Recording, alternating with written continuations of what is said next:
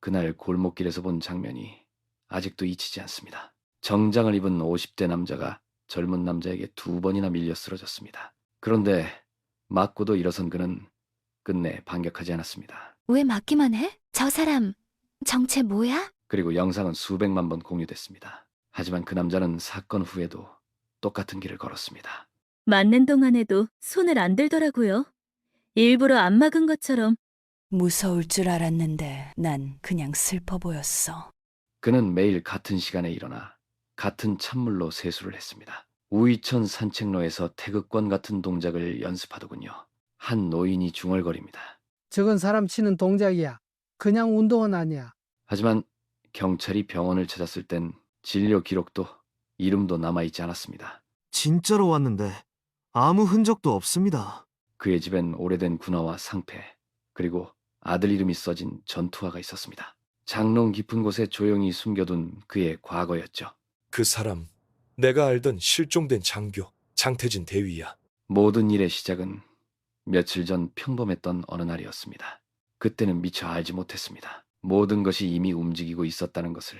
서울 강북구 송천동 토요일 오전 10시 40분이었습니다. 흐릿하게 잡힌 거리 간판과 신호등 아래로 편의점 앞 인도가 프레임에 들어옵니다. 불쾌한 고함이 스마트폰 마이크를 찢었어요. 야, 이씨, 늙은 놈이 먼저 부딪혔잖아. 눈깔 어디다 밟고 다녀? 30대 남성 준태입니다. 검은 트레이닝 팬츠에 빨간 점퍼를 걸치고 손엔 스마트폰을 들고 있군요. 눈매는 날카롭고 말투는 거칩니다. 맞은편엔 50대 남성이 서 있습니다. 회색 양복 상의에 검은 바지를 입었고 손에는 종이봉투를 들고 있던 듯하지만 그 봉투는 이미 바닥에 떨어져 구겨져 있었습니다. 그 남자는 아무 말도 하지 않습니다. 고개도 숙이지 않고 준태의 얼굴을 똑바로 바라보고 있네요.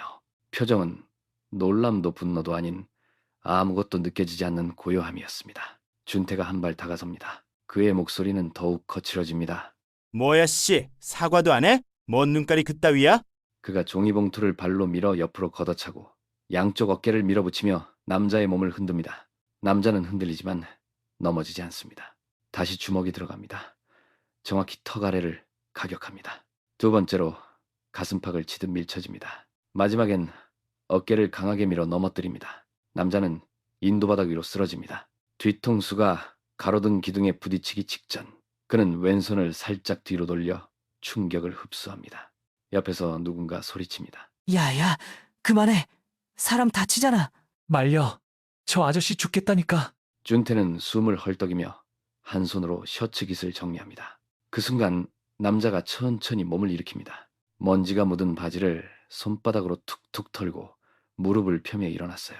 그리고 아무 말 없이 다시 처음 그 자리에 섭니다. 등은 굽지 않았고 어깨도 휘지 않습니다. 다리의 간격은 정확하고 팔은 곧게 뻗어 있으며 손끝은 허벅지 옆에 정렬되어 있었습니다. 군인처럼 보였습니다. 준태는 어이없다는 듯 목소리를 높입니다. 뭐야, 이 미친놈! 뭔데, 맞고도 가만히 있어? 돌았냐? 남자는 움직이지 않습니다. 고개만 약간 돌려 준태의 얼굴을 바라봅니다. 그리고 마침내 조용히 입을 엽니다. 목소리는 낮고 단호하며 이상할 만큼 담담했습니다. 이걸로 끝났으면 좋겠군. 기아님? 왜 반격을 안 해? 눈빛이 무섭다. 정체 뭐지 저 사람? 근데 자세 봤냐? 저거 그냥 아저씨는 아닌 듯. 군인이었나? 그 사람. 도대체 뭐하는 사람이야? 뉴스 앵커의 목소리가 화면을 가릅니다. 오늘 오전 서울 강북구 송천동 거리에서 발생한 폭행 사건 영상이 빠르게 확산되며 시민들의 공분을 사고 있습니다. 울립니다. 50대 남성의 무반응한 눈빛이 잡힙니다. 이걸로 끝났으면 좋겠군이라는 마지막 말이 흘러나옵니다. 장면은 곧 현장 리포터로 전환됩니다. 폭행을 당한 50대 남성은 현장에 출동한 경찰의 병원 이송 권유를 거부한 뒤 별다른 진술 없이 스스로 자리를 떠났습니다. 그 모습은 인근 편의점 CCTV에 고스란히 담겨 있었는데요. 회색 정장 차림의 남성이 먼지 묻은 옷매무새를 손으로 털어냅니다. 상체를 고쳐 세우고 무릎을 튼튼히 펴 일어섭니다. 그는 떨어진 종이봉투를 조심히 주워들고 등을 굽히지 않고 일정한 속도로 뒷골목 안으로 사라집니다. 그의 걸음엔 절뚝임도 흔들림도 없습니다. 단정하고 조용하게 걸어가니 누가 보기엔 마치 산책처럼 보이기도 합니다. 그 사람요, 매일 봐요. 아침 7시 반쯤 우리 가게 앞 지나가요. 6달 넘었을걸요. 혼자 조용히 걷고 말은 한마디도 안 해요. 인사도 안 받아요. 아예 사람을 안 보는 것처럼. 그녀는 김밥을 자르던 칼을 멈추고 천천히 식히던 국물을 휘젓습니다. 근데 이상했어요. 그날 맞고도 그냥 일어나서 똑같은 걸음으로 갔잖아요. 진짜 아무 감정도 없더라고요. 내가 더 겁이 나더라니까요. 너무 고요해서. CCTV 봤어요. 다 봤죠. 근데 진짜 이상한 건요. 그 사람이 한 번도 손을 안 들었어요. 얼굴 앞에 방어하는 제스처도 없고 그냥 맞고만 있었어요. 그는 잠시 말을 멈추고 컵라면 박스를 쌌습니다. 근데 그게요. 무서웠어요. 힘이 없어서 그런 게 아니라 자기 힘을 일부러 안 쓰는 사람 같았어요. 마치 쓰면 끝이다 그런 느낌? 진짜 기계 같았어요. 그 눈빛. 무섭다기보다 그냥 사람 같지가 않았어요. 미용사는 머리를 감기며 말을 잇습니다. 그 사람이요. 그냥 조용한 정도가 아니에요. 그날 맞던 모습 봤잖아요. 표정 하나 안 변해요. 눈썹도 안 찡그려요. 그게 무서워요. 솔직히 손님이 고개를 돌리자 미용사는 거울 너머로 도로 쪽을 흘끗 봅니다. 사람이 너무 고요하면 이상해요. 막 욕하는 사람보다 무서운 게 아무 반응 없는 사람이잖아요. 나 군생활 좀 했어. 상병 때까지 부사수들 교육시키고 방위 교육도 했지. 그 사람 자세 보면 알아. 맞아도 무너지지 않는 사람. 그건 진짜 훈련이 몸에 밴 거야. 절대 일반인은 아니야. 정확히 어떤 느낌이셨나요? 본능적으로 그런 생각이 들었나요? 그 눈빛이 사람 눈이 아니었어. 누가 총을 겨눠도 안 피할 사람. 자기 안에서 이미 끝까지 봐버린 사람 눈이야. 기자는 아무 말 없이 고개를 끄덕입니다. 화면 가게들은 평소처럼 문을 열었고 골목엔 아이들이 지나갑니다. 그 남자는 다시 등장하지 않습니다. 그 사람이야. 오전 6시 40분 우이천 산책로 둑길이었습니다. 황금빛 은행잎이 희뿌연 바람에 떠다녔고 인적은 드물었습니다. 공터 한가운데 장태진은 서 있었습니다. 손엔 아무것도 들려있지 않았고 신발은 운동화보다 더 얇은 트레이닝화였습니다. 그는 양손을 천천히 들어 올렸습니다. 팔꿈치를 접고 손끝을 모아 안으로 원을 그렸지요. 다시는 앞으로 길게 뻗었습니다. 다리는 벌어졌다가 천천히 좁혀졌고 몸 전체가 부드럽게 회전했습니다. 그의 동작은 마치 태극권 같았습니다.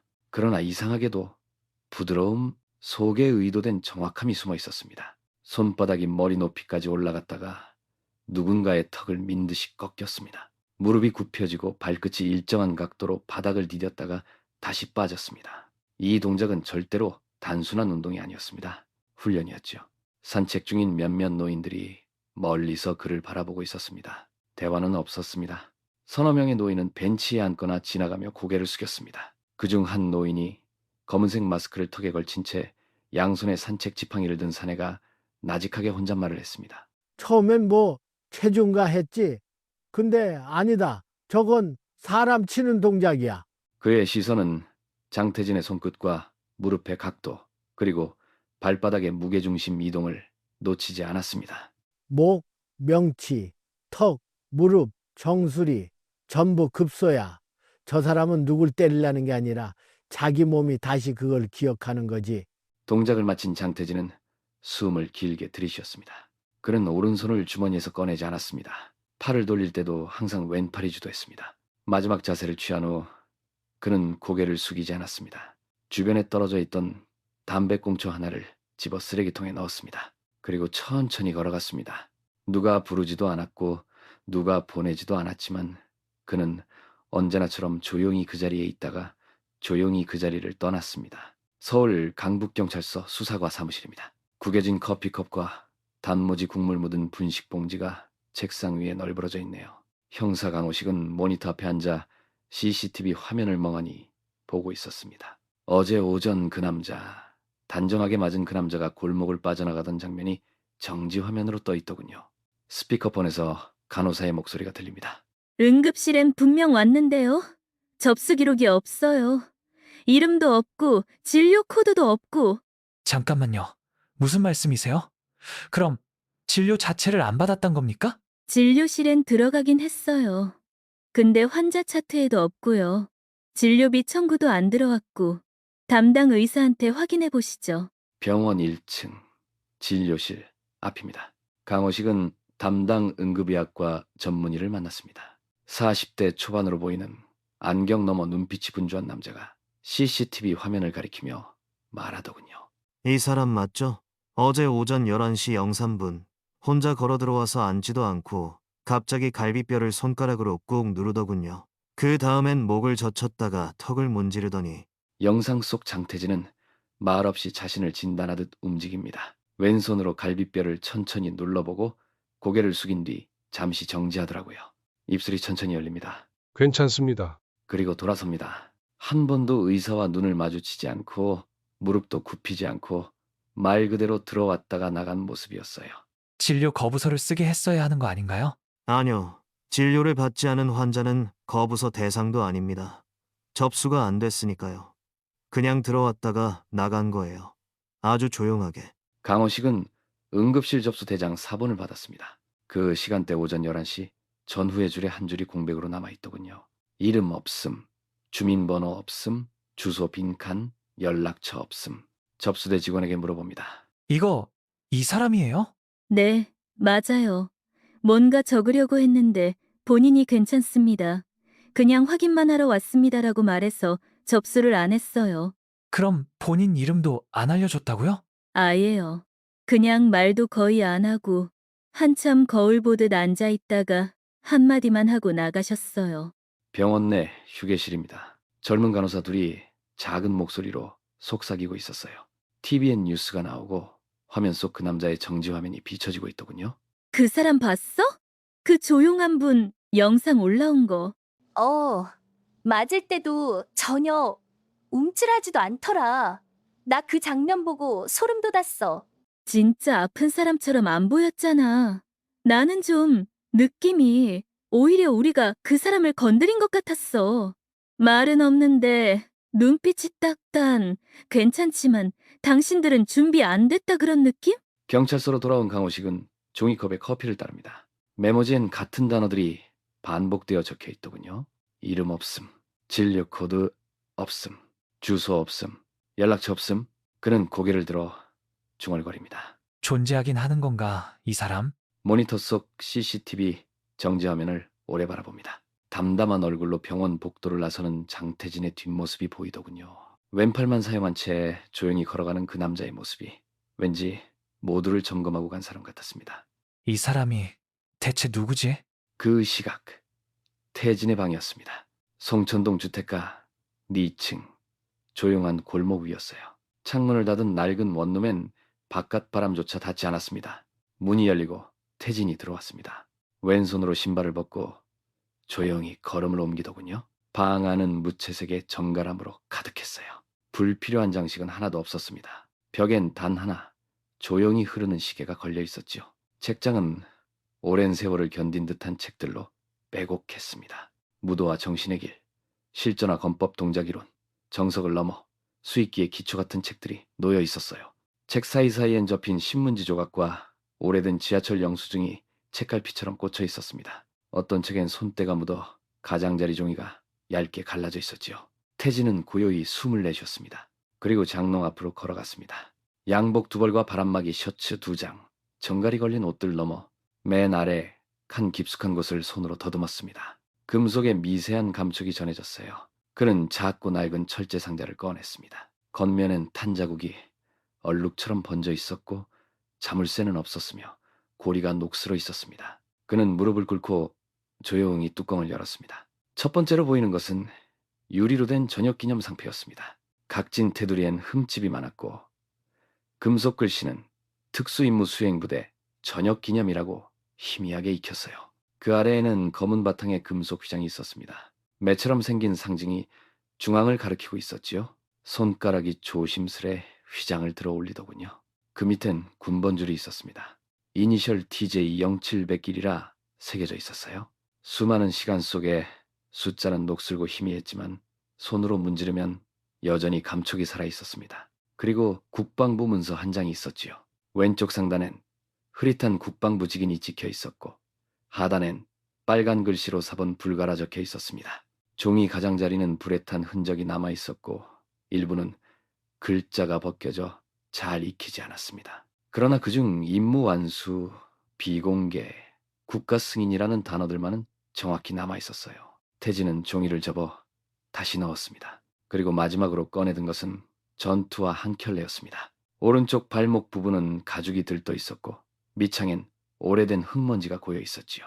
하지만 손질은 철저히 되어 있었습니다. 끈은 정갈이 정리되어 마치 누군가를 위해 보관해둔 물건처럼 느껴졌어요.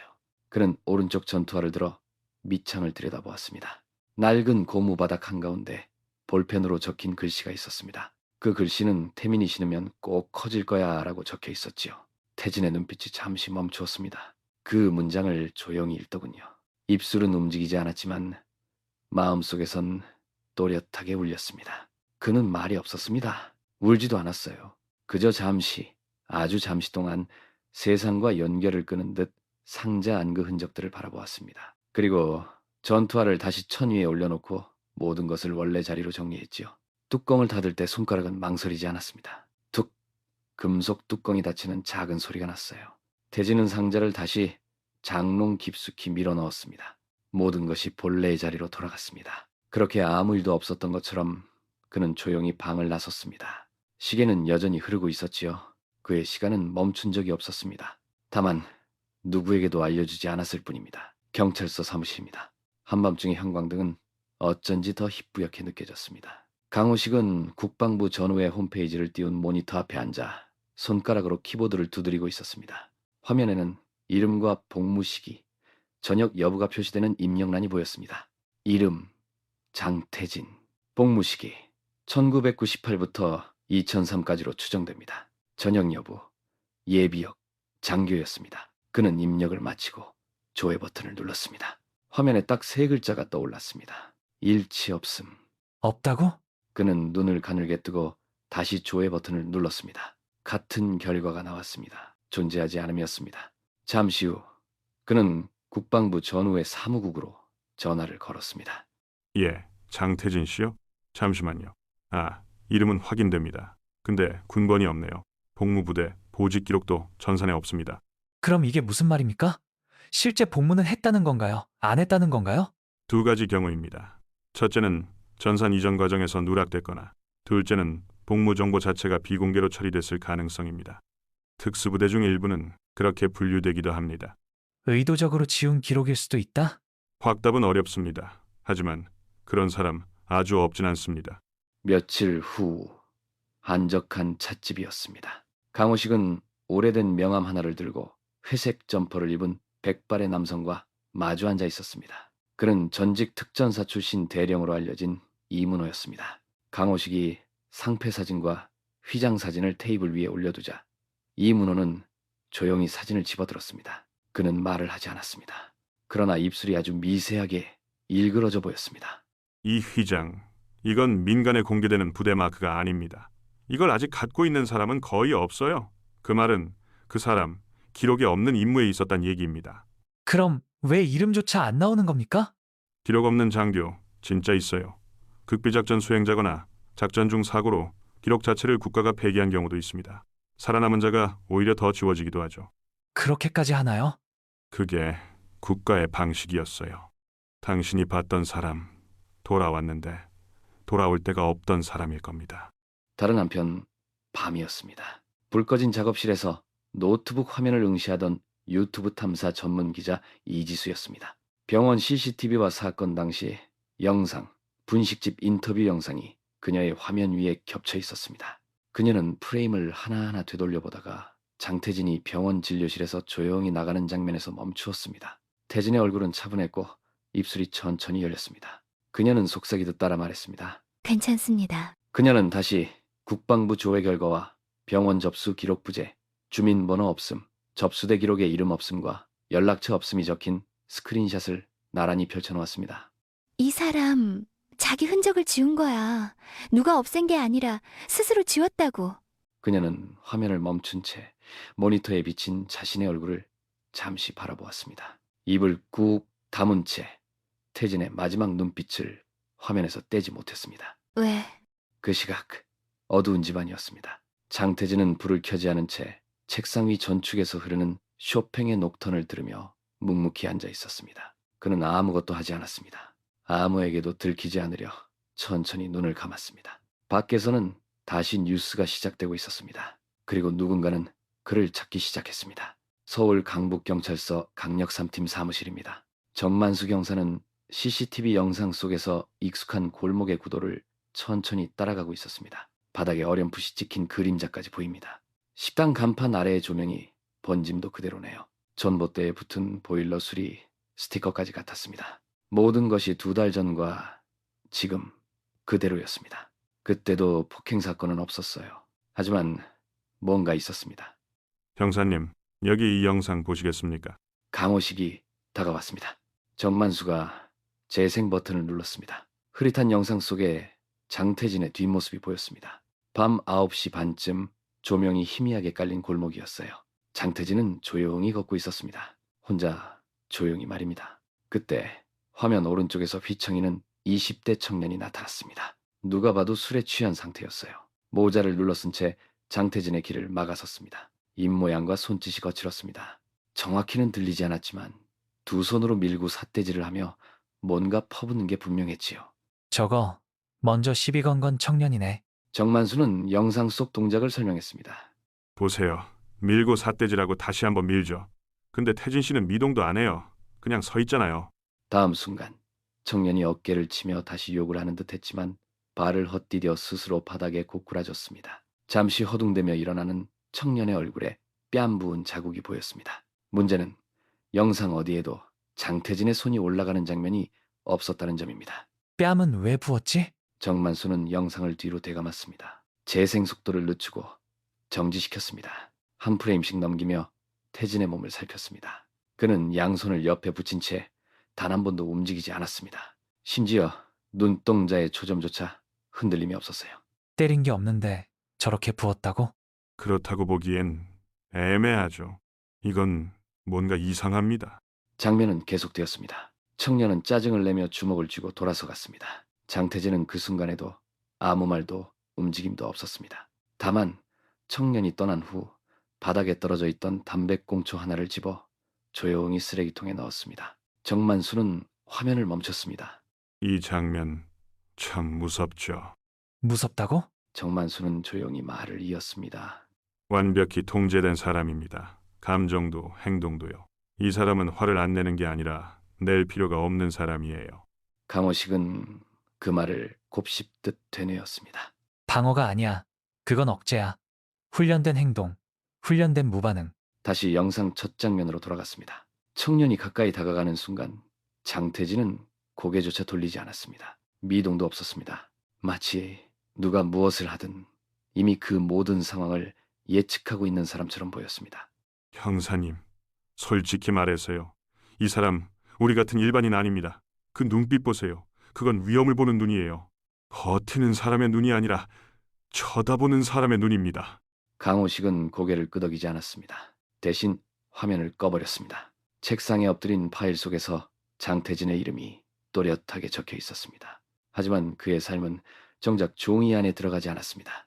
그리고 그날 밤 강호식은 다시 한번 혼잣말처럼 중얼거렸습니다. 그 사람은 왜 그 자리에 있었던 거지? 서울 강북경찰서 수사과입니다. 책상 위에 펼쳐진 보고서에는 한 남자의 인적사항이 또렷하게 정리돼 있었어요.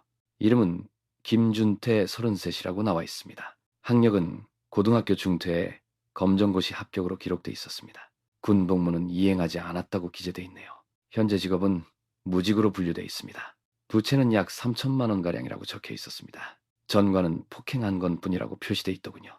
수사관의 손이 마우스를 움직일 때마다 창 하나씩 열렸습니다. 다단계 등록 정보, 금융 채무 이력, 통신사 불량 납부 기록, 경찰 진술서가 차례로 화면에 떠올랐어요. 그때 강호식이 문을 열고 들어와 서류를 받아들었습니다. 이거 다 김준태 자료지? 예. 조사해보니 화려한 건 없고 구린 게 많습니다. 대학도 안 갔고 군대도 안 갔어요. 질병 면제도 아니고 그냥 미복무입니다. 이유는 제출기한 초과라는데 누락, 사실상 누락입니다. 빚은 카드 연체, 통신비 체납, 대부업 대출까지 있습니다. 총합 약 3천만 원입니다. 신용불량은 피했지만 추심 통지는 계속 받고 있었더군요. 강호식은 서류를 천천히 넘겼습니다. 다음 페이지에는 전과 기록이 자리하고 있었어요. 불과 1년 전의 사건이라 적혀 있었습니다. 한 배달 노동자를 골목에서 막아서 욕설을 하고 음식 가방을 발로 찬 후 멱살을 잡고 밀친 혐의였습니다. 결과는 합의로 벌금형 나왔습니다. 전과 1범으로 등록돼 있고요. 그때도 똑같았다고 진술합니다. 말리는 사람 없었으면 더 갔을 거라고요. 몇 시간 뒤 온라인 커뮤니티에서 준태의 이름은 급속도로 퍼져나갔습니다. 사건 영상의 조회수는 이미 수십만 회를 넘겼고 댓글에는 피해자라는 익명의 목격담과 경험담이 하나둘씩 올라오기 시작했어요. 이놈, 예전에 다단계로 사기치던 놈이에요. 강남역에서 사람 꼬셔서 제품 팔고 나중엔 전화 안 받았어요. 저 사람 제 동생 알바하던 편의점에서 갑질했어요. 물건 던지고 계산대에 침 뱉고 도망갔습니다. 평소에도 폭력적이었습니다. 자기보다 약한 사람만 건드렸어요. 노인, 외국인, 여성. 그게 패턴이었어요. 익명 SNS 계정에서는 준태의 과거 활동을 정리한 문서가 공유됐습니다. 그가 운영했던 블로그 캡처, 친구 목록, 채팅방에서 썼던 말투들까지 모아진 상태였어요. 그중 일부는 법적 조치에 해당될 수도 있는 수준이었습니다. 커뮤니티 관리자가 경고문을 띄웠지만 제보는 멈추지 않았습니다. 진짜 맞아도 싸다. 저 피해자분 복수도 안 했는데 더 멋지다. 이제 이놈이 무릎 꿇을 차례지. 며칠 뒤 경찰서에 출두한 준태는 모자를 깊게 눌러쓰고 덥수룩한 머리에 선글라스를 썼습니다. 그런데도 기자들의 플래시는 멈추지 않았습니다. 김준태 씨, 이번 사건 말고도 전과 있으신데요? 피해자에게 사과하실 생각 없습니까? 준태는 아무 말 없이 고개를 숙인 채 안으로 들어갔습니다. 경찰서 입구에 유리문이 닫히는 순간 속삭이듯 들려온 그의 목소리가 있었습니다. 난 그냥 실수한 거라고 생각했는데. 같은 시각 뉴스 스튜디오에서는 사건 소식이 전해지고 있었습니다. 서울 강북구 거리 폭행 사건의 가해자 김준태 씨가 과거에도 폭력 전과가 있었던 인물로 확인됐습니다. 시민들의 공분이 커지는 가운데 피해자인 50대 남성은 여전히 신원이 공개되지 않은 채 침묵을 지키고 있습니다. 앵커 뒤로는 사건 당시의 영상이 흐르고 있었습니다. 영상 속 장면에는 장태진이 조용히 서 있고 준태가 고래고래 소리치며 주먹을 휘두르는 장면이 담겨 있었습니다. 땅바닥에 쓰러진 장태진의 옷깃에는 먼지가 붙어 있더군요. 화면은 잠시 장태진의 얼굴을 비췄습니다. 그의 눈동자에는 단 한 줄의 감정도 흐르지 않았습니다. 신문사 사회부 사무실 저녁 7시 40분입니다. 정우는 이틀째 사건 영상과 병원 CCTV, 군 조회 결과까지 모아둔 태진 관련 클립을 반복해서 보고 있었습니다. 책상 위에는 식어가는 커피가 놓여 있었어요. 한쪽 벽에는 오래전 특종 스크랩이 걸려 있더군요. 영상 속 장태진의 얼굴이 정면으로 떠오르는 순간 정훈은 마우스를 멈췄습니다. 그는 고개를 천천히 뒤로 젖혔어요. 기억의 어딘가를 누군가 거칠게 두드리는 것 같았습니다. 이 얼굴, 이 눈빛. 손이 책상 아래 서랍으로 향했습니다. 쇠붙이가 부딪히는 소리와 함께 그가 꺼낸 것은 낡은 진갈색 서류철이었어요. 종이 냄새가 진하게 났습니다. 몇 년간 열지 않았던 기밀 파일이었죠. 봉인된 듯한 군 특집 클리핑과 육군 관계자들과의 인터뷰 기록이 들어있었습니다. 그리고 그 중에는 군복을 입은 한장교의 흑백 증명사진이 있었습니다. 사진 아래에는 이름 장태진 대위, 육군 특수전 사령부, 실종 2005.7이라고 적혀 있었어요. 정훈의 눈이 그 사진 위에 멎었습니다. 당시보다 얼굴은 훨씬 야위었고 나이는 들었지만 그 눈빛 하나만큼은 달라지지 않았더군요. 정면을 응시하는 훈련된 눈이었고 감정 없는 눈이었습니다. 맞다. 그 사람 그때 죽은 게 아니었어. 숨은 거야. 2005년 7월 강원도 A산악기지였습니다. 정훈은 당시 군 차량 진입이 통제된 외곽에서 한 병사의 제보를 받고 수첩에 적던 그날을 떠올렸습니다. 장 대위요. 그날 분명히 혼자 산을 내려가는 걸 봤습니다. 근데 보고하면 안 된다고 다들 쉬쉬했어요. 하지만 국방부는 시신 미확보를 이유로 전사 처리로 사건을 종결시켰습니다. 그리하여 정훈의 특종은 사실상 은폐된 사건으로 묻혔습니다. 보도는 일부만 나갔고 국가기밀이라는 명목으로 취재는 차단되었지요. 현실로 돌아온 그는 파일을 책상 위에 다시 펼쳐놓았습니다. 디지털 노트북 옆에서 만년필을 꺼내 고요히 눌렀어요.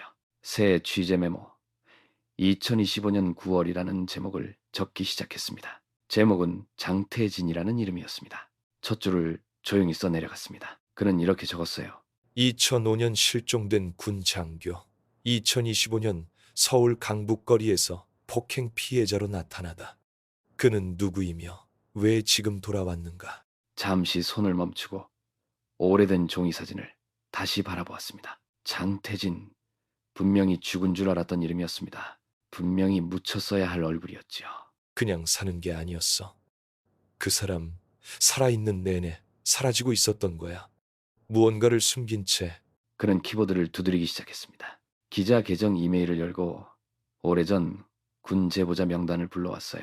그중 하나를 클릭했습니다. 메일 제목은 군사고 은폐 관련 추가 제보 요청이라고 적었습니다. 그리고 마지막 문장으로 20년 전 우리가 놓쳤던 진실을 찾습니다라고 적어 넣었지요.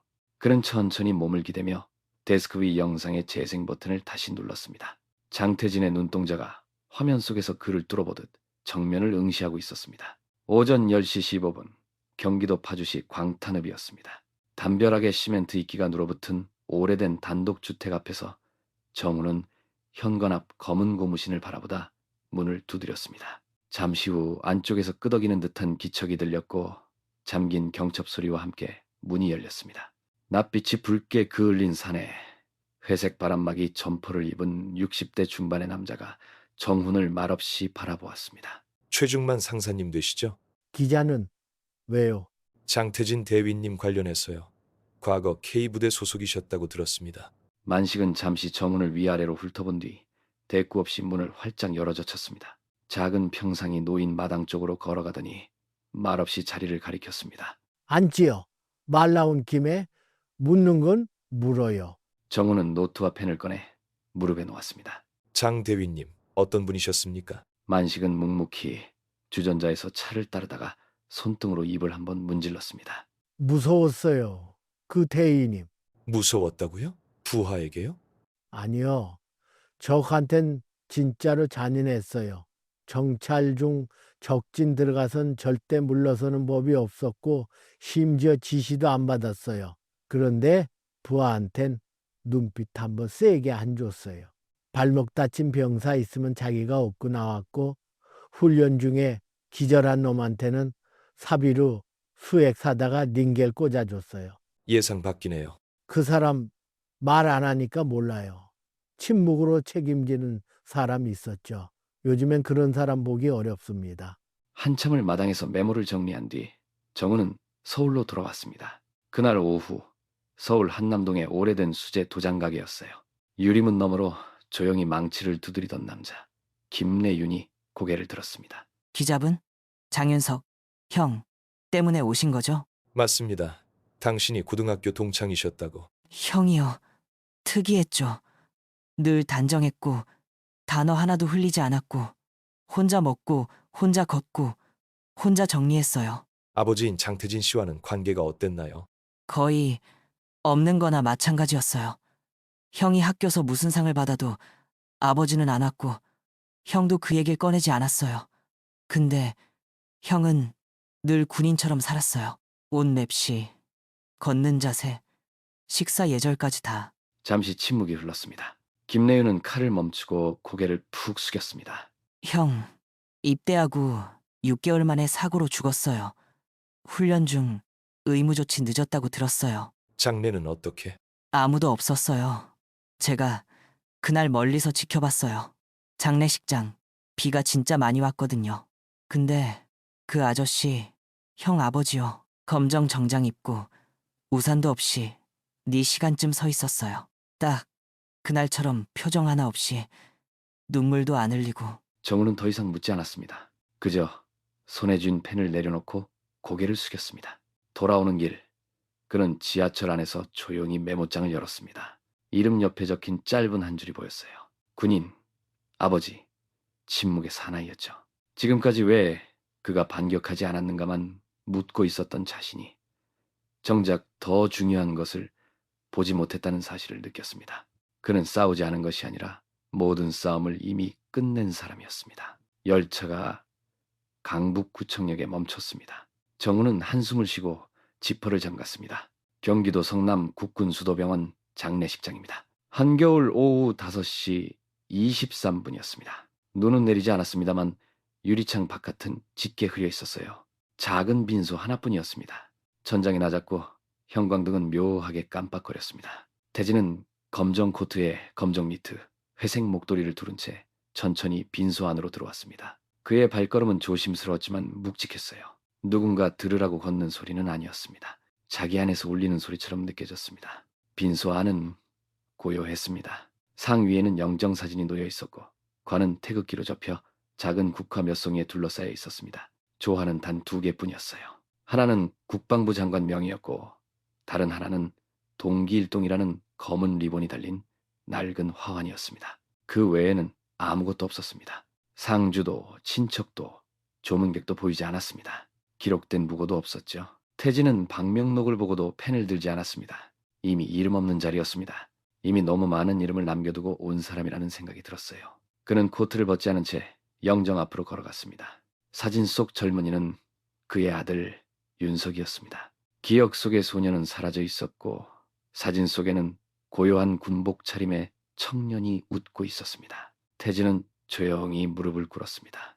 양무릎을 가지런히 접하고 바닥에 손을 짚은 채 고개를 숙였어요.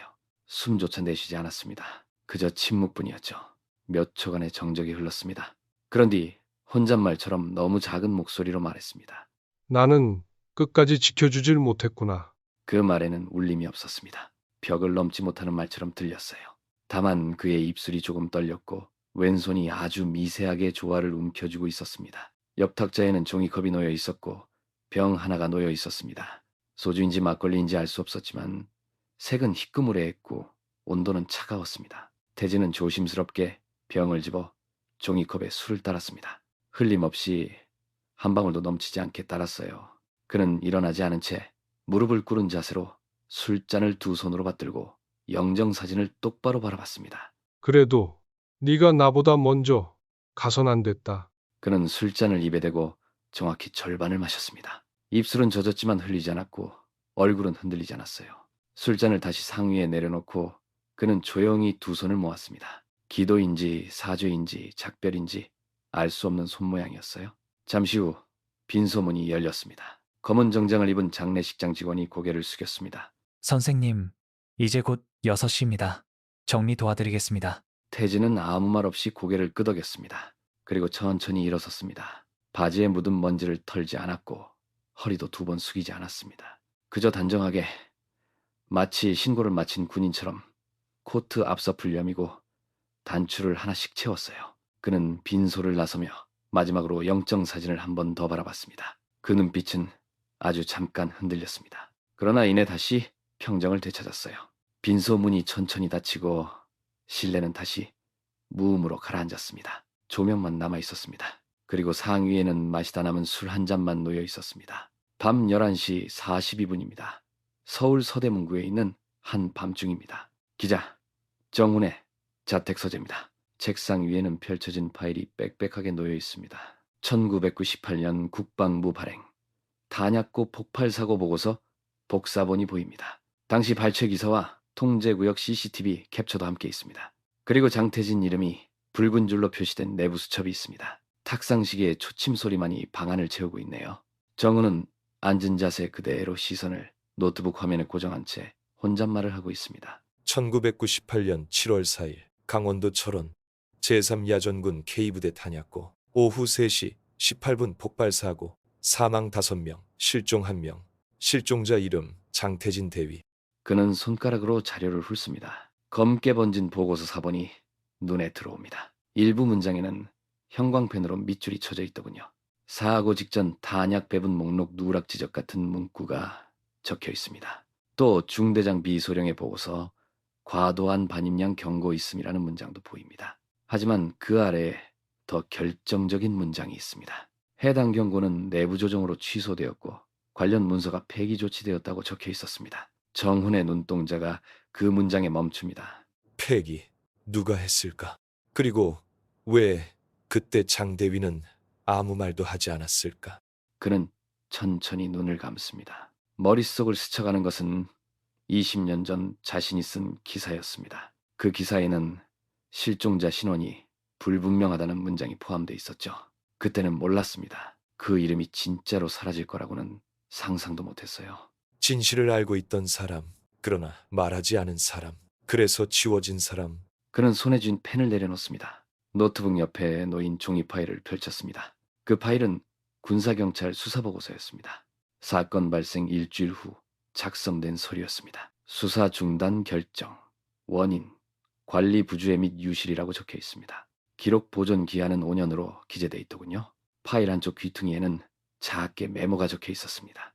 해당 인원에 대한 공식 복무 기록이 없다는 내용이었습니다. 정훈은 고개를 들었습니다. 책상 앞 벽에 붙은 오래된 흑백 사진을 바라봅니다. 장태진 대위의 젊은 시절 군복 증명사진이었습니다. 오른쪽 어깨 위로 묵직한 하사의 팔짱이 걸려 있더군요. 지금은 그 하사의 이름을 아는 사람이 아무도 없었습니다. 그는 스스로 사라졌습니다.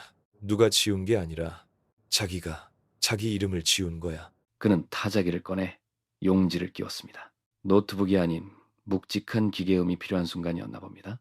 천천히 또박또박 타자기를 두드리기 시작합니다. 그는 타자기로 다음과 같이 적었습니다. 그는 도망친 게 아니다. 그는 그 체제를 버린 것이다. 자신이 속했던 그 군대, 그 국가, 그 시대의 논리에 저항하는 방식으로 사라지기로 한 것이다. 정우는 타자기를 멈춥니다. 방 안의 공기는 더욱 정적에 잠깁니다. 그는 머리를 손으로 짚으며 다시 읊조립니다. 도망이 아니다. 처벌도 아니다. 자기 형벌을 스스로 내린 사람. 그는 조용히 옆 서랍에서 오래된 녹음기를 꺼냈습니다. 1998년 탄약고 폭발 당시 생존 병사 인터뷰 테이프였습니다.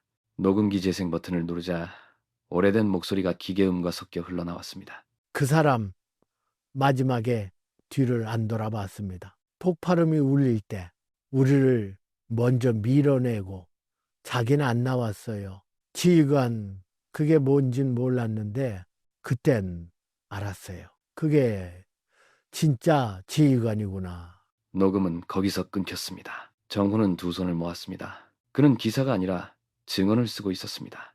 마침내 마지막 문장을 적습니다. 그는 적은 글귀가 이렇게 말한다고 믿고 싶었나 봅니다. 사라졌다는 것이 존재하지 않는다는 뜻은 아니라고요. 그는 아직 우리 곁 어딘가에서 침묵으로 자기 전투를 계속하고 있다고요. 장대위, 당신은 끝까지 말하지 않았군요. 그리고 그게 모든 걸 말한 거였어요. 불이 꺼진 방 안에는 한 남자의 무거운 숨소리만 남아 있었습니다. 오전 10시 12분 강북구 송천동 골목시장입니다. 주말이라 그런지 시장 입구는 평소보다 조금 더 분주하네요. 그는 늘 그렇듯 사람들을 피해 걸었습니다. 낡은 운동화에 검은 점퍼, 모자도 벗지 않은 채였습니다. 두부 한 모와 우유 한 팩을 샀어요. 계란 코너 앞에서 잠시 멈춰섰습니다. 사람들의 말소리와 트럭 엔진 소리, 아이들 울음소리가 뒤섞여 들립니다. 그때 작은 아이 하나가 손에 들고 있던 계란 상자를 놓쳤습니다. 소리와 함께 바닥에 떨어진 계란은 그대로 깨져 노른자가 흘러내렸습니다. 아이의 눈동자가 동그랗게 커지고 입술이 떨렸죠. 시장 사람들은 잠시 멈칫했지만 아무도 다가서지 않았습니다. 그는 조용히 몸을 숙였습니다. 장바구니를 바닥에 내려놓고 바닥에 흩어진 계란 껍질을 왼손으로 주워 담았어요. 동작은 느렸지만 확실했습니다. 깨진 계란이 손등에 묻었지만 그는 개의치 않았습니다. 우유팩이 기울어 쓰러져도 오른손은 절대로 쓰지 않았습니다. 계란을 주우며 울음을 터뜨린 아이에게 손을 내밀었어요. 그 손길은 조심스러웠고 무심한 듯 부드러웠습니다. 괜찮다. 다친 데는 없지. 아이는 눈물을 흘리며 고개를 끄덕였습니다. 그는 그 작은 손을 왼손으로 잡아 일으켰습니다. 흔들리지 않게 딱 그만큼의 힘으로만 일으켰죠. 아이고, 장 선생님, 저 애가 놀랐지 뭐예요. 어휴, 죄송해서 어쩌나. 그는 고개만 짧게 숙였습니다. 말 한마디 없이 계란 조각을 비닐봉지에 담았습니다. 장바구니를 왼손으로 들고 유유히 자리를 떴습니다. 그날 밤입니다. 그의 방은 늘 그랬듯 정돈돼 있었습니다. 정해진 시간에 불이 꺼지고 낡은 전축에서는 바흐의 첼로 모음곡이 잔잔히 흐릅니다. 욕실에서 물기를 털고 나온 그는 거울 앞에 섰습니다. 젖은 머리카락을 왼손으로 넘겼어요. 오른손은 수건으로 감싸진 채 가만히 있었습니다. 거울 속 자신의 눈을 바라보다가 그 시선이 천천히 오른손으로 향했습니다. 수건을 천천히 풀자 손등에는 작은 반창고가 붙어 있더군요. 가장자리가 오래되어 말라 떨어질 듯 했습니다. 그는 반창고를 천천히 떼어냈습니다. 피는 없었지만 그 아래엔 오래된 흉터 자국이 뚜렷하게 남아 있었습니다. 탄피 자국처럼 깊고 단단한 흉터였어요. 그의 눈빛이 잠시 멎었습니다. 기억이 플래시백처럼 침입해 왔습니다. 1998년 강원도 어떤 기지 인근 산악지대였습니다. 짙은 연기 속으로 붉은 피가 땅을 적시고 있었어요. 장태진은 오른손에 총을 들고 앞에 쓰러진 부하를 향해 달려갔습니다. 대위님, 저놈. 총성이 울렸습니다. 장태진의 오른손이 총알에 맞았습니다. 순간 총이 손에서 튀어나가고 피가 튀어 바닥에 떨어졌습니다. 피가 대위님 손. 그는 비틀거리며 왼팔로 부하를 끌어안았습니다. 뒤에서는 적의 발소리가 들리고 폭발의 충격파가 휘몰아쳤습니다. 그 총이 없었으면 전 죽었을 겁니다. 대위님. 그는 아무 대답도 하지 않았습니다. 오른손을 감싸진 채 마지막까지 총을 다시 들지 않았습니다. 현재로 돌아온 그는 오른손을 바라보다 다시 반창고를 조용히 붙였습니다. 작은 습기 하나 새지 않게 천천히 눌러 붙였어요. 혼잣말처럼 아주 낮은 목소리로 그는 말했습니다. 난 다시는 손 안 뗀다. 그는 조용히 불을 끄고 침대에 등을 기대었습니다. 왼손으로 전등 스위치를 눌렀고 오른손은 그대로 무릎 위에 올려두었습니다. 아무 움직임도 없었습니다. 단 한 번도, 절대로 그 손은 다시 쓰이지 않았습니다. 기자실의 오후는 이상할 만큼 고요했습니다. 창밖에는 회색빛 구름이 낮게 깔려 있었고 커피잔의 김도 이미 식어 있었습니다. 정우는 수화기를 들고 전화를 걸었습니다. 전화는 금세 연결됐습니다. 여보세요? 형님, 나야, 박정훈. 오랜만이네. 뭔 일이야 이 시간에? 장태진 대위, 기억하시죠? 한동안 침묵이 흘렀습니다. 전선 너머에서 짧은 숨소리와 함께 낮게 깔린 목소리가 돌아왔습니다.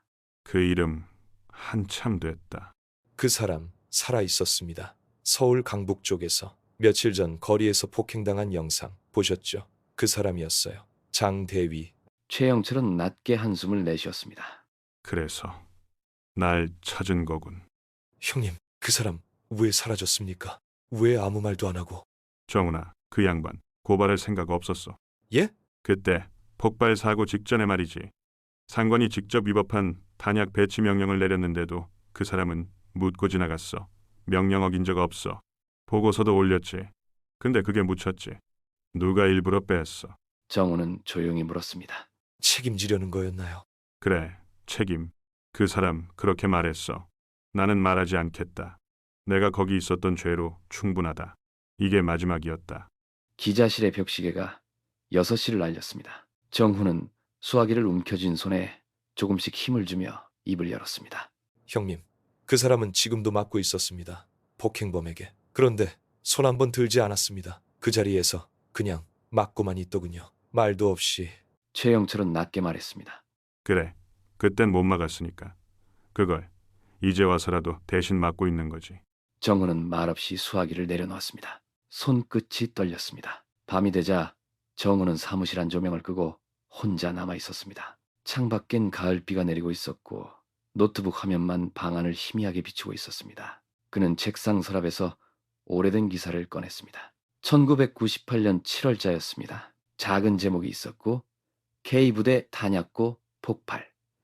실종자 한 명이라는 문구가 보였습니다.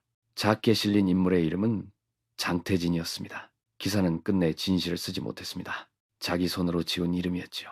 그 사람은 영웅이 아니야.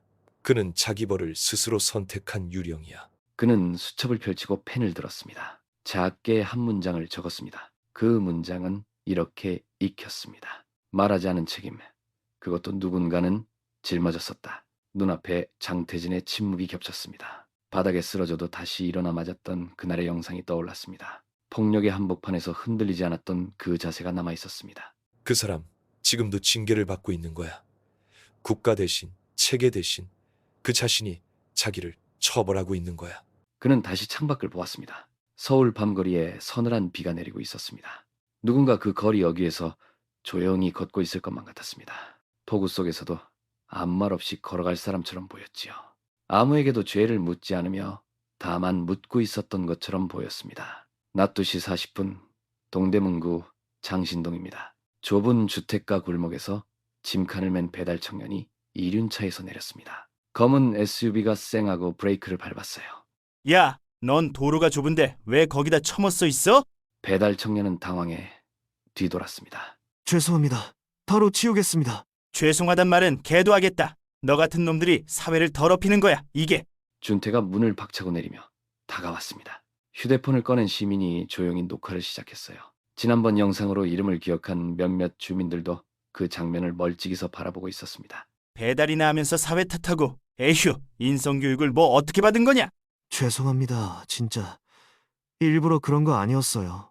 준태가 청년의 어깨를 밀치는 그 순간 반대편에서 조용히 다가오던 누군가가 그의 손목을 붙잡았습니다. 힘을 주지 않았지만 묘하게 단단한 제압이었어요. 그만하시죠. 이미 영상 돌고 있습니다. 사방에서 스마트폰 카메라가 켜지고 있었습니다. 하나, 둘, 셋. 청년이 조심스럽게 말을 꺼냈어요. 저 아저씨요. 며칠 전부터 여기서 저희 배달 코스 지켜보고 계셨어요. 그때 맞던 영상 보고 일부러 나와 계신 거라더라고요. 매일 저녁 이 시간 되면 꼭 지나가요. 말도 없이. 근데 이상하게 저는 그분 보면 안심돼요. 저분 맞을 줄 뻔히 알면서도 또 나온 거네? 그날 저녁 또 다른 영상이 SNS에 올라왔습니다. 화면은 흔들렸지만 내용은 분명하게 드러났어요. 누가 가해자이고 누가 막았는지, 그리고 조용히 사람들 뒤에서 떠나는 그 남자의 뒷모습까지 보였죠. 영상의 마지막 장면은 배달 청년이 작게 고개 숙이며 혼잣말처럼 내뱉은 한마디였습니다. 그 아저씨, 저 대신 맞아주러 나왔던 거네요. 1시간도 안 돼 실시간 댓글이 폭주했습니다. 사람들은 분노와 응원을 동시에 쏟아냈어요.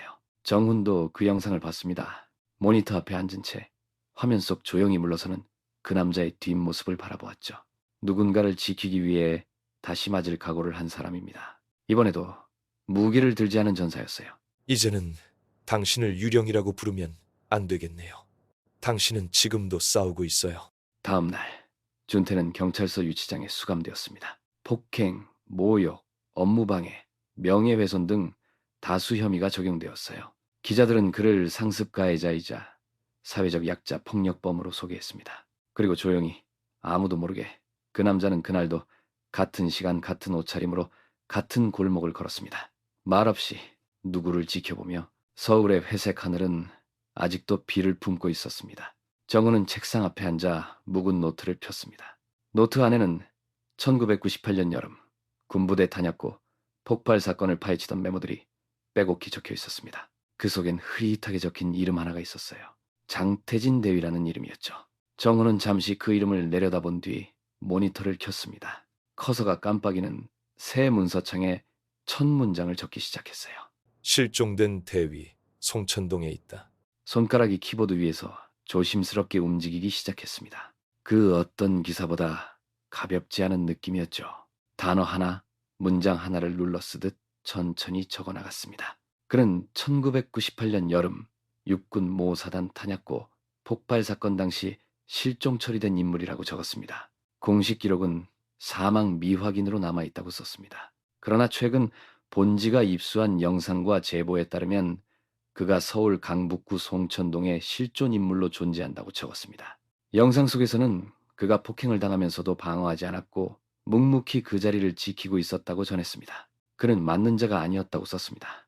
그는 멈추는 자였다고 적었죠. 기사는 1200자를 넘겼습니다. 정우는 마지막 문장을 쓰며 숨을 고르듯 자판을 눌렀습니다. 그는 누군가의 가해자가 되지 않기 위해 세상의 피해자조차 되길 거부한 사람이라고 적었습니다.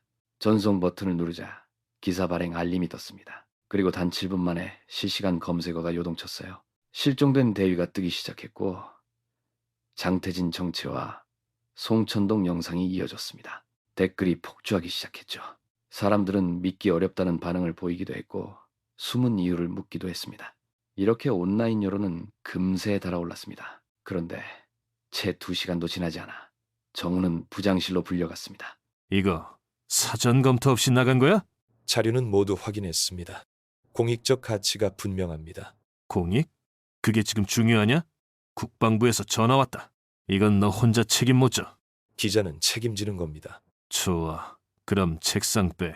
당분간 쉬어. 정우는 말없이 고개를 숙였습니다. 책상 위에 있던 펜 한 자루와 노트 하나, 녹음기만 챙겨 들었습니다.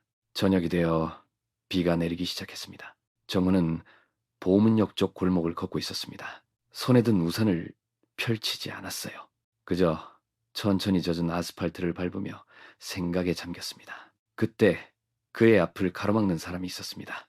회색 중절모를 쓴 노인이었죠. 군복은 아니었지만 다려 입은 셔츠와 바지, 닦인 구두는 여전히 군인처럼 정제되어 있었습니다.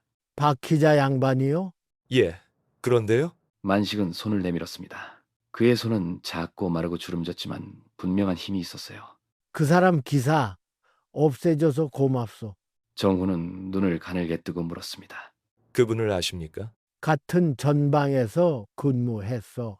만식은 천천히 말을 이었습니다. 난 아직도 그날 밤을 기억하오.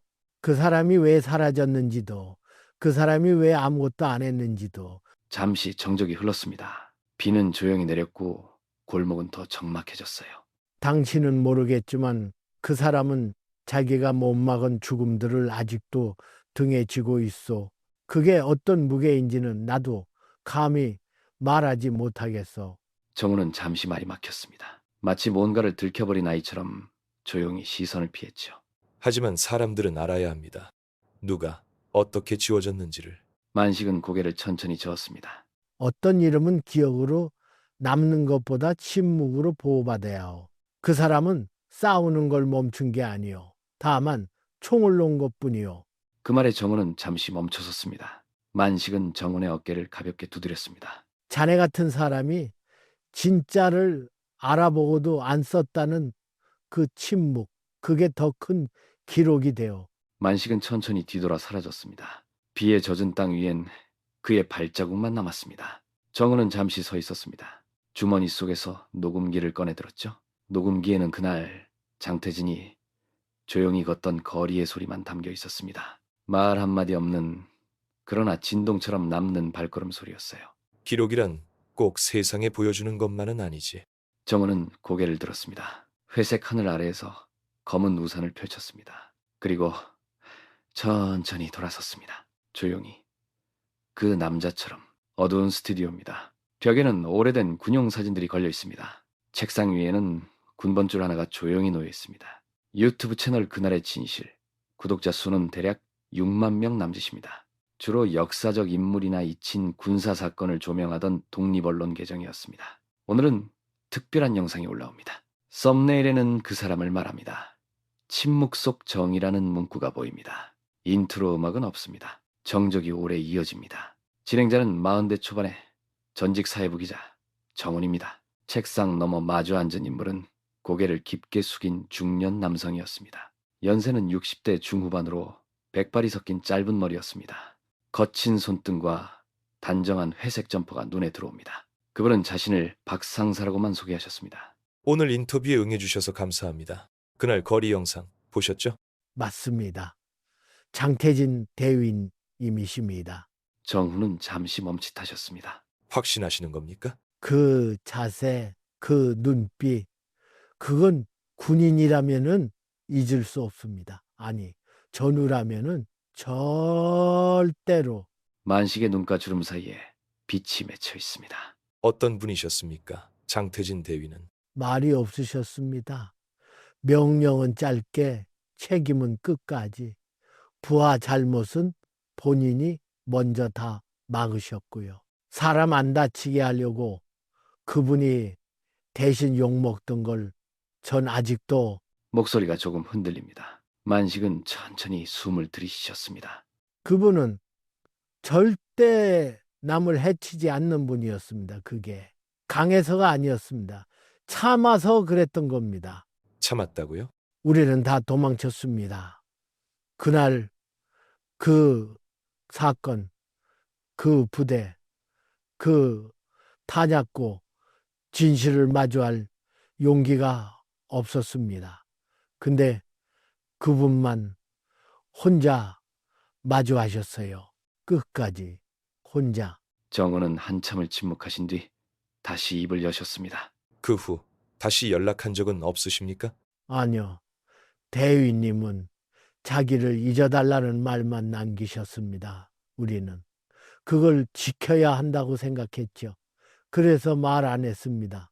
지금까지 그럼 지금 이렇게 나와주신 이유는? 사람들이 오해하니까요. 그분이 겁쟁이라고, 왜 맞고만 서 있냐고, 왜 말을 안 하냐고.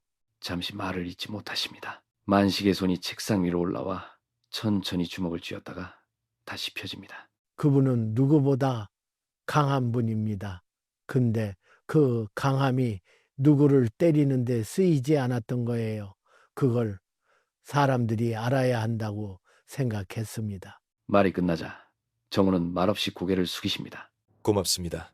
영상은 하루 만에 유튜브 인기 급상승 3위에 올랐습니다. 제목은 단순하지만 울림이 깊었습니다. 내가 왜 눈물이 나는지 모르겠다. 우리 아버지 세대 사람 같다. 조용히 참고 말없이 책임지는 사람. 이런 사람이 진짜다. 말 안 해도 전해지는 무게. 침묵의 군인. 이런 사람은 절대 잊히면 안 된다. 오늘부터 나도 바르게 살겠습니다. 그날 저녁 조회수는 45만을 넘어섰습니다. 장태진은 그 시간 조용히 우이천 산책로를 걷고 있었습니다. 왼손에는 검은 우산을 들고 오른손은 여전히 외투 안으로 감춰져 있었습니다. 아무도 그를 알아보지 못했습니다. 그는 여전히 말을 하지 않았습니다. 하지만 그의 주변을 지나던 한 노년 남성은 지그시 그를 바라보다가 말을 건넸습니다. 저 사람 싸우는 게 아니야. 그냥 버티는 거지. 아무 대사도 아무 해명도 없었습니다. 그러나 누군가는 그를 알고 있었습니다. 이제 세상도 그의 침묵을 조금씩 듣기 시작했습니다. 늦은 오후 우이천 산책길은 한산했습니다. 나무 그늘 아래 벤치 하나가 조용히 비어 있었고 그 위에 태진이 앉아 있었습니다. 바람은 적당히 서늘했어요. 그의 왼손엔 종이봉투 하나가 들려 있었지요. 그 봉투 안에는 물티슈 한 팩과 낡은 수첩이 들어있었지만 그는 그것을 꺼내지도 읽지도 않았습니다. 그저 가만히 앉아 있더군요. 언제나처럼요. 한참을 지나서야 저 멀리서 누군가 다가왔습니다. 땀을 흘리며 고개를 숙인 남자 준태였어요. 그는 어깨가 축 처져 있었고 흰 셔츠는 어딘가 삐뚤게 단추가 채워져 있었습니다. 잠깐 멈춰 섰다가 망설이듯 태진에게 다가섰습니다. 안녕하십니까? 태진은 시선을 돌리지 않았습니다. 들리는 건 오직 바람소리와 지나가는 자전거 바퀴 소리뿐이었어요. 준태는 침을 꿀꺽 삼키고 한 걸음 더 다가섰습니다. 저 그날 그 인간입니다. 죄송합니다. 진심입니다. 태진은 아무 말 없이 눈만 내리깔았어요. 준태는 한참을 말없이 서 있다가 천천히 무릎을 꿇었습니다. 몰랐습니다. 진짜 몰랐습니다. 그냥 짜증이 나서 하필 거기 지나가신 게 아저씨였고 근데 그게 이렇게 될 줄은. 그의 말은 뒤로 갈수록 흐려졌고 마지막에는 고개를 깊이 숙였습니다. 주변엔 아무도 없었지만 그 순간 준태는 혼자서 무대 위에 선 것처럼 느꼈습니다. 태진은 종이봉투를 천천히 열었어요. 그 안에서 물티슈 하나를 꺼냈습니다. 말없이 자리에서 몸을 약간 숙이더니 준태의 입가를 조심스레 닦아냈습니다. 왼편 광대뼈엔 멍이 퍼져 있었고 입술 아래엔 터진 상처가 말라붙은 채 남아있더군요. 누가 저한테 뭘 한 건 아닙니다. 저 혼자 버린 짓입니다. 그러니까. 태진은 닦아낸 물티슈를 접어 봉투 안에 넣고 조용히 입을 열었습니다. 사람은 맞고 난 다음이 중요하지. 준태는 멍하니 그의 얼굴을 바라보다 고개를 숙였습니다. 태진은 말을 이었습니다. 맞기 전엔 다 자기 사정이지. 근데 맞고 나면 그 다음은 선택이야. 거기서 뭘 하는지 그게 그 사람이지. 준태의 어깨가 작게 떨렸습니다. 되돌릴 수 없다는 건 압니다. 그날 그 손 내가 얼마나 무서웠는지도. 근데 지금은 그게 고맙습니다. 다행히도 안 맞았으니까. 태진은 작게 고개를 숙였습니다. 맞았어야 깨닫는 사람도 있고 안 맞고도 변하는 사람도 있어. 어떤 쪽인지는 네가 앞으로 증명해. 준태는 눈을 질끈 감고 바닥에 이마를 댔습니다. 그의 등 너머로 해가 뉘엿뉘엿 지고 있었죠. 잠시 후 태진이 자리에서 천천히 일어섰습니다. 준태는 고개를 들지 않았습니다. 태진은 걸음을 멈추고 한마디만 덧붙였어요. 무릎 꿇는 건 용기다. 근데 그건 시작일 뿐이다. 그리고 그는 조용히 걸어갔습니다. 준태는 무릎을 꿇은 채 흐느낌도 없이 땅만 바라보고 있었지요. 그날 이후 누구도 준태를 다시 조롱하지 않았습니다. 대신 사람들은 그가 어떤 선택을 할지 지켜보았습니다. 세상은 사람을 한 번은 용서할 수 있습니다. 하지만 그 용서가 무거운 건 그 다음이 있기 때문입니다. 서울 강북구 송천동 거리는 어둑해졌습니다. 가로등 불빛이 하나둘 켜지기 시작했어요. 동네 구석에 낡은 분식집이 있었습니다. 오래된 간판과 김서린 창문이 눈에 들어왔죠. 안쪽에서는 김치찌개가 보글보글 끓는 소리가 은은하게 새어나왔습니다. 테이블 구석에는 장태진과 김준태가 마주 앉아 있었어요. 테이블 위엔 김치찌개 2그릇과 달걀말이, 오징어채 볶음이 놓여 있었습니다. 김준태는 숟가락도 들지 못한 채 찌개에서 피어오르는 김만 멍하니 바라보고 있었지요. 분식집 TV에서는 지역 뉴스가 흘러나왔습니다. 자막이 지나갈 때 둘은 소리 없이 화면만 바라보았어요. TV 자막은 이렇게 나왔습니다. 송천동 폭행 피해자 여전히 침묵, 경찰 법적 대응 없이 사건 종결 예정이라고요. 왜 그땐 아무 말씀도 안 하셨어요? 장태진은 젓가락을 멈추고 고개를 살짝 떨군 채 조용히 숨을 내쉬었습니다. 젓가락 끝에서 멸치볶음이 가볍게 흔들리는 소리만 잠시 울렸지요. 제가 그렇게까지 했는데 아무 말도 없이 그냥 그대로 서 계셔서 솔직히 너무 무서웠어요. 그날 이후로도 그 눈빛이. 분식 집안은 잠깐의 침묵에 잠겼습니다. 장태진은 수저를 내려놓고 손을 무릎 위에 가지런히 얹었어요. 너랑 비슷한 놈이 있었지. 예? 내 아들. 걔도 너처럼 맞고 다녔어. 말도 못하고 표현도 못하고 그렇게 살다가. 말끝이 흐려졌습니다.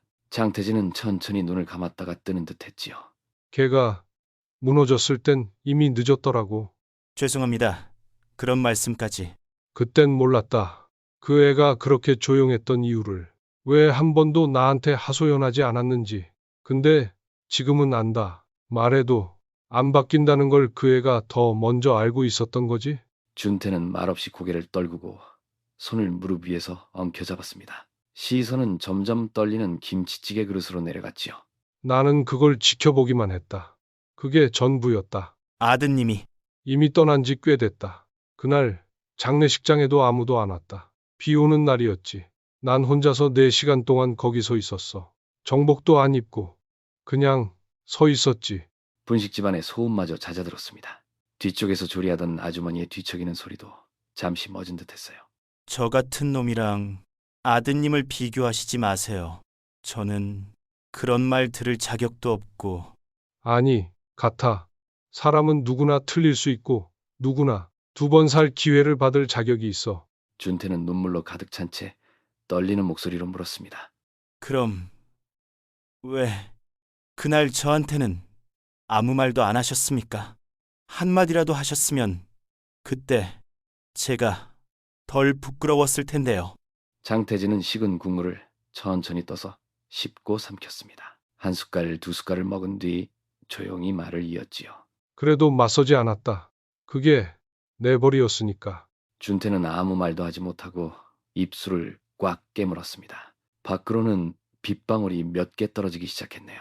TV에서는 다음 뉴스가 넘어가며 정의란 무엇인가, 묵묵한 행동이 만든 변화라는 문구가 스쳐 지나갔습니다. 장태진은 밥그릇을 비우고 천천히 일어섰지요.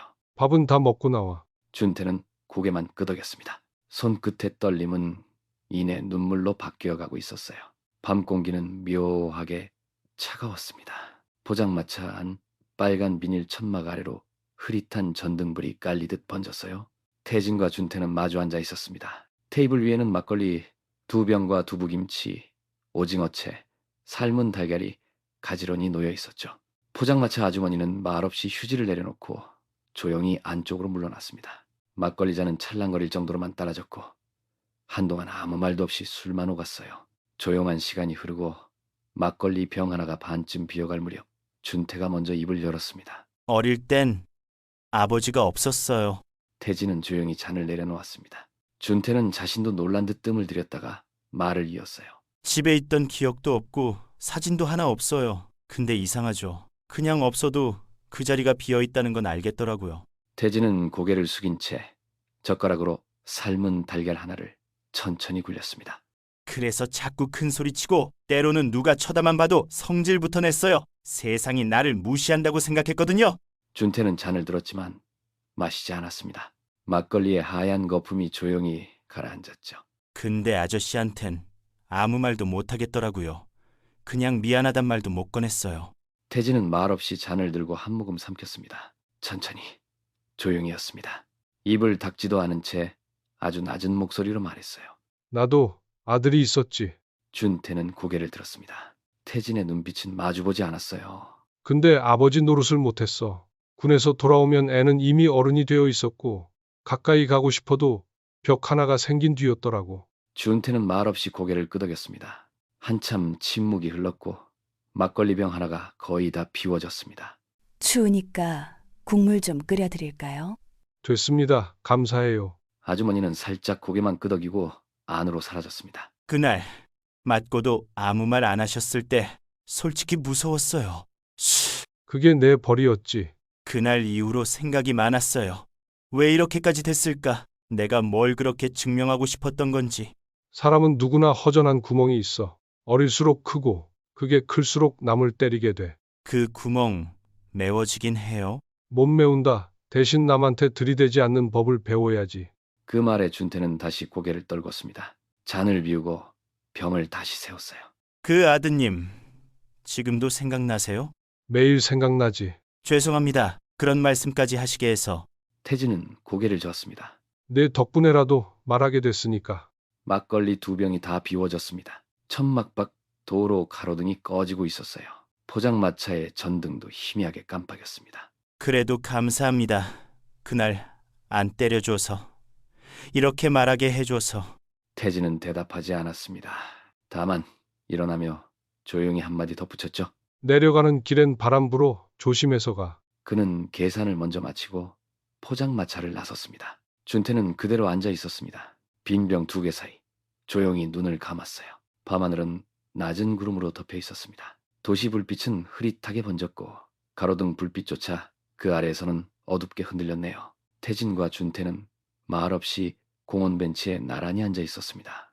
막걸리 향이 옷깃에 희미하게 남아 있었고 두 사람은 바람 부는 방향만 바라보고 있었죠. 오래된 침묵 끝에 준태가 어렵게 입을 열었습니다. 근데 아저씨, 태진은 고개를 돌리지 않았습니다. 응. 그날 왜 참으셨어요? 진짜로 왜 아무 말도 아무 행동도 안 하신 거예요? 태진은 대답하지 않았습니다. 그는 손에 들고 있던 종이컵을 살짝 흔들었어요. 그 안에는 이미 아무것도 남아있지 않았습니다. 그는 마치 잔을 헹구듯 조용히 움직였죠. 잠시 후 낮고 깊은 목소리가 돌아왔습니다. 맞서는 게 항상 이기는 건 아니야. 준태가 숨을 삼켰습니다. 그게 무슨 뜻이에요? 어떤 날은 그냥 버티는 게 이기는 거다. 나한텐 그날이 그랬어. 바람이 지나가 벤치 아래 낙엽 하나를 굴렀습니다. 준태는 눈을 내리깔았습니다. 입술을 꽉 다물고 숨만 쉬고 있었네요. 그때 제가 진짜 나쁜 놈이었어요. 근데 왜 그런 저한테도 아무 말 안 하고. 태진은 천천히 허리를 펴고 하늘을 바라보았습니다. 내가 널 때렸다면 내가 살아온 방식이 다 무너졌을 거야. 맞았지만 난 부끄럽지 않다. 너처럼 굴던 놈이 있었지. 내 아들 앞에서. 준태가 몸을 움찔했습니다. 그 말에 가슴이 내려앉는 듯 했어요. 한동안 말이 없었습니다. 그랬구나. 그날 나는 내 아들을 지켜주지 못했어. 말리지도 못했고 대신 맞아주지도 못했지. 준태는 고개를 푹 숙였습니다. 그래서 저한테도 그러신 거예요? 아니, 너는 너고 나는 그냥 그날처럼 다시 살고 싶지 않았던 거야. 준태는 벤치에 등을 기댄 채 조용히 흐느꼈습니다. 그의 어깨가 천천히 들썩였어요. 참으려는 듯 고개를 돌렸지만 눈물은 멈추지 않았습니다. 태진은 그를 바라본 뒤 말없이 오른손을 들어 그의 어깨를 한 번 그리고 다시 한 번 가볍게 두드렸습니다. 사람은 맞고 난 다음이 중요해. 이제 뭘 할 건가? 그게 남는 거지. 준태는 울음을 꾹 참고 고개를 끄덕였습니다. 입술을 꽉 다물고 마치 무언가를 다짐하는 듯한 얼굴이었어요. 멀리서 바라보는 이의 시선처럼 두 사람의 실루엣은 가로등 불빛 아래 서서히 멀어졌습니다. 한 사람은 과거에 머물러 있었고 다른 한 사람은 오늘에 서서 서로의 빈 구멍을 바라보며 앉아 있었습니다. 장태진의 발걸음이 장례식장 입구에 닿았습니다. 서울 외곽에 있는 오래된 추모공원이었어요. 차가운 가을 바람이 흐드러진 은행잎을 날리고 있었습니다. 그는 검은 정장을 입고 있었지요. 바지 끝은 구겨짐, 하나 없이 다려져 있었고 구두는 반들거렸습니다. 셔츠 단추를 모두 잠갔으며 매무새도 흠잡을 데 없었어요. 훈련소 시절부터 몸에 밴 습관이 그대로 남아 있었습니다. 장례식장 안은 아주 조용했지요. 검은 천과 하얀 국화향이 공간을 채우고 있었습니다. 영정사진 앞에는 낡은 군복을 입고 웃고 있는 사내가 놓여 있었어요. 사진 아래에는 구하동만 중사, 향년 72세라는 글자가 작게 적혀 있었습니다. 그는 조용히 앞자리로 다가갔습니다. 조문객 몇몇이 속삭이기 시작했어요. 저분 영상 속에 나오신 분 아니야? 그 맞고도 가만히 서 있었던 분, 장 씨였던가? 진짜로 실존 인물이었구나. 수군거림은 뒤로 멀어져 갔습니다. 장태진은 단 한 번도 뒤돌아보지 않으셨습니다. 조용히 국화꽃 한 송이를 들고 헌화대 앞에 섰습니다. 영정 앞에서 자세를 굳게 하셨지요. 목을 깊게 숙이셨습니다. 숨을 길게 내쉰 뒤 조용히 꽃을 놓으셨습니다. 그때 슬픔에 젖은 한 여성이 그에게 다가왔습니다. 검은 상복 차림이었어요. 고인의 딸이었습니다. 혹시 장대위님이신가요? 장태진은 시선을 옆으로 돌려 그녀를 바라보았습니다. 그녀는 울음을 겨우 삼키고 떨리는 목소리로 말을 이었습니다. 저희 아버지 생전에 대위님 이야기 자주 하셨어요. 군 시절에 늘 말씀하셨어요. 진짜 군인은 따로 있다. 난 그냥 복무만 한 거지. 그게 바로 대위님이셨어요. 장태진은 아무 말도 하지 않으셨습니다. 그저 고개를 아주 짧게 천천히 끄덕이셨지요. 감정을 드러내지 않으셨지만 눈빛은 고요히 깊었어요. 마지막까지도 꼭 한 번은 다시 뵙고 싶다고. 그게 소원이었어요. 오늘 와주셔서 정말 감사합니다. 장태진은 고개를 숙여 인사하셨습니다. 그러고는 천천히 뒤를 돌았어요. 사람들의 시선이 느껴졌지만 끝내 아무 말도 하지 않으셨습니다. 정문을 나서자 은행나무 가로수 사이로 가을 햇빛이 스며들었습니다. 발밑에는 노랗게 떨어진 잎이 조용히 쌓여 있었지요. 그는 잠시 멈춰 섰습니다. 바람이 옷깃을 스쳤고 낙엽 하나가 어깨 위에 살며시 내려앉았어요. 그는 그것을 털어내지 않고 그대로 걸었습니다. 가을의 노란 바닥을 밟으며 천천히 아주 조용히 길을 내려가셨습니다. 서울 강북구 송천동 주민센터였습니다. 비 온 뒤 맑게 개는 아침이었어요. 센터 앞 게시판에 A4용지 한 장이 조용히 붙어 있었습니다. 하얀 종이에는 짧고 굵은 문장이 적혀 있더군요. 익명의 기부자, 지역 저소득 대학생 5명에게 장학금 전달 완료라고 쓰여 있었습니다. 서체도 평범했고 디자인도 전혀 없었지만 그 문장은 그날 하루 조용히 마을을 뒤흔들었지요. 이거 진짜예요? 1,000만 원 넘는 금액인데요? 응, 지난주에 직접 다녀가셨어. 흰 봉투 하나만 툭 놓고 그냥 나가셨어. 신원 확인 안 했어요? 기부자라는 이름도 연락처도 없어. 그냥 기록하지 말아달라고만 하더군. 직원들은 의아함을 감추지 못했습니다. 소문은 빠르게 돌았고 몇몇은 한 사람을 떠올렸어요. 그 아저씨 아니에요? 맨날 아침마다 우유 2병 사가던. 그래, 맞아. 한 병은 항상 같은 애한테 줬지. 그 다문화 가정 그 꼬마 있잖아. 그 애, 유난히 그 아저씨만 보면 뛸 듯이 반기더라. 그 원룸? 하하, 몰랐지. 등기 때 보니까 건물주가 따로 있더라고. 누군가 했더니 바로 그 아저씨였어. 진짜요? 맨날 트레이닝복 입고 다니던 그분이요? 사람 것만 봐서 몰라. 그분 15년 전부터 거기 지분 갖고 있었더라고.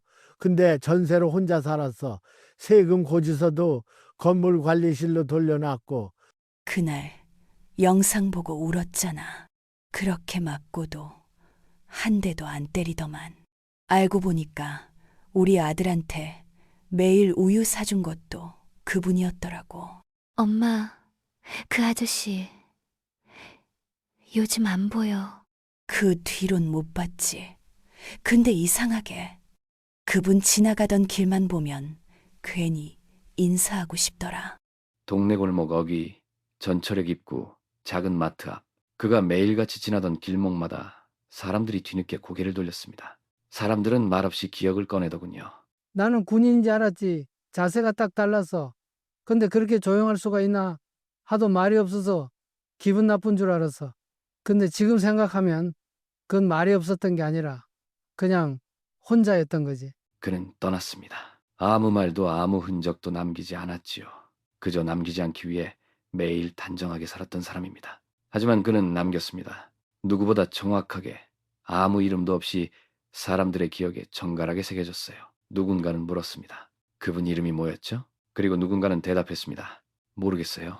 근데 그 사람 있었어요. 우이천 물소리는 한겨울에도 멈추지 않았습니다. 다만 바람이 잦아들었고 나무들은 옷을 모두 벗었어요. 노란 은행잎이 사라진 산책로에는 희끗한 소리가 내려앉아 있었습니다.